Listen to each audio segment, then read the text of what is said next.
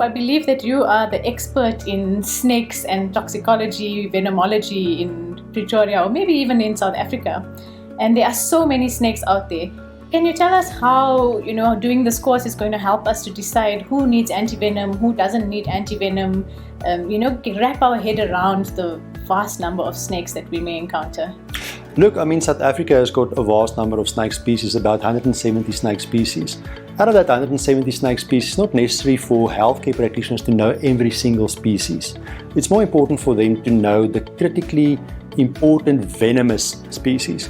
And when you break it down to those species, there's not that many that you need to know.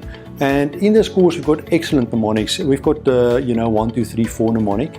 The one rinkles, 2 adders, 3 mambas, 4 cobras mnemonic. And basically by knowing that fact, you already know which snakes are basically going to be very important to treat with the polyvalent antivenom.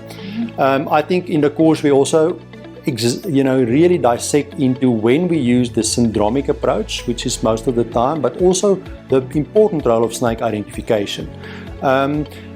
Would you like to say maybe 1 or 2 things about your experiences with some of the, for example, the mamba bites that we've treated, and how we've used that experience to sort of also do teaching on the course? Absolutely. The mamba bites specifically because they're neurotoxic. Sometimes they come to us with tourniquets that have been applied in the periphery, and we teach in this course how to safely remove those tourniquets. So that's something that we took from our experience and brought into this course and into practice in real life. We've even published an article about it.